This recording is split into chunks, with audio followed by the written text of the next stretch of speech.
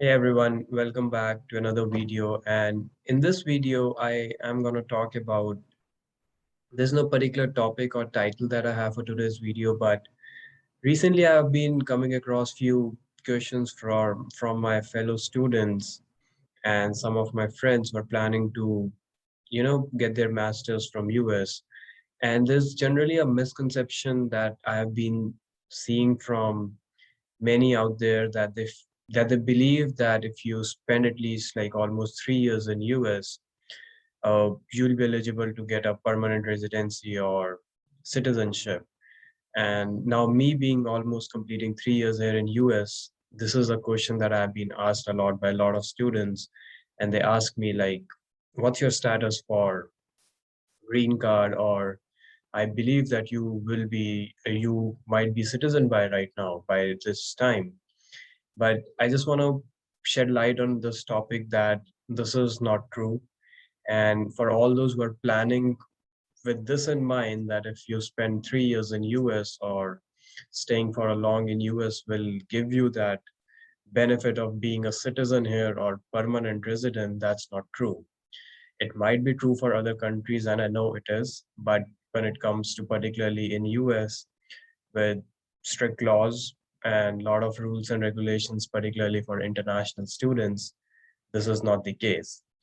Uh, my only suggestion here is, as you're applying for your master's on and getting your documents ready, always consider your course of your preference. Don't just run into a course that you feel will give you good money or will, will be easy to get admission into. No, take a course that you really love.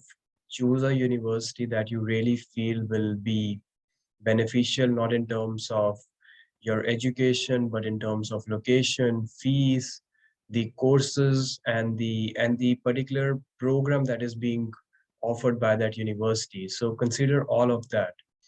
And in case you missed my previous couple of videos, I did talk about getting admission in fall and spring, their difference between both the semesters. And very important point I also mentioned is the difference between STEM and non-STEM courses.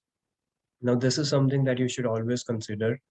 And if you missed that video, and if you don't know the difference still between STEM and non-STEM, I highly suggest to watch my previous video to get some good answers on choosing the best course for you.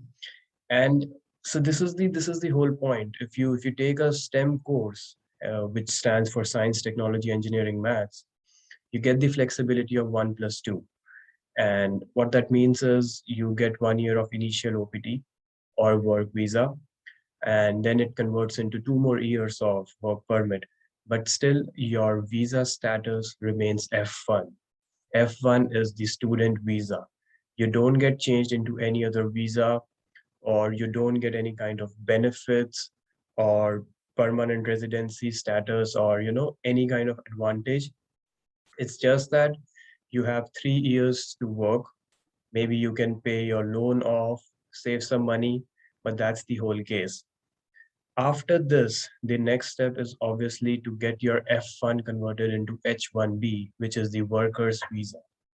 But still, it's a long journey. As I mentioned, this was the whole scenario for this video, that living in US for 3 years or 4 years doesn't give you an option to get into permanent residency or green card or citizenship.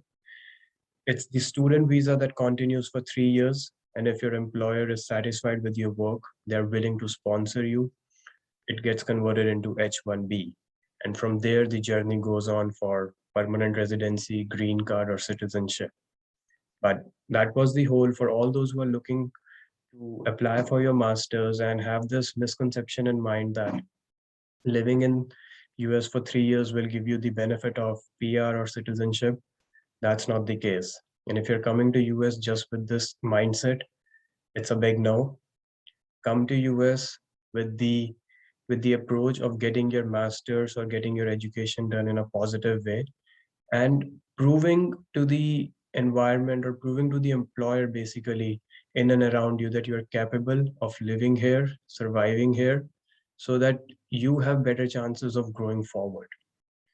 And why I'm suggesting or why I'm telling all this, I've been in your shoes 3 years, 4 years back when I came in, and I've also seen progress in me steadily and slowly.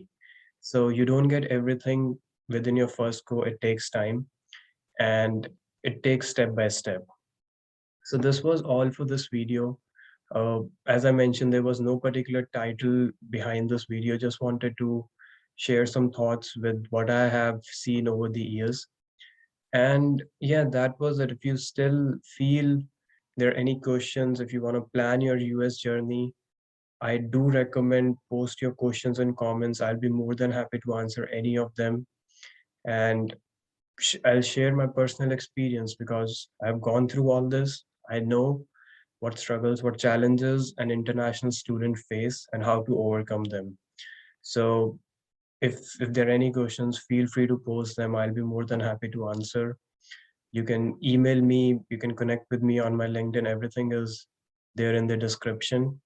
And good luck to all of them who are planning to apply for the spring 2022 semester, or even the fall semester coming next year.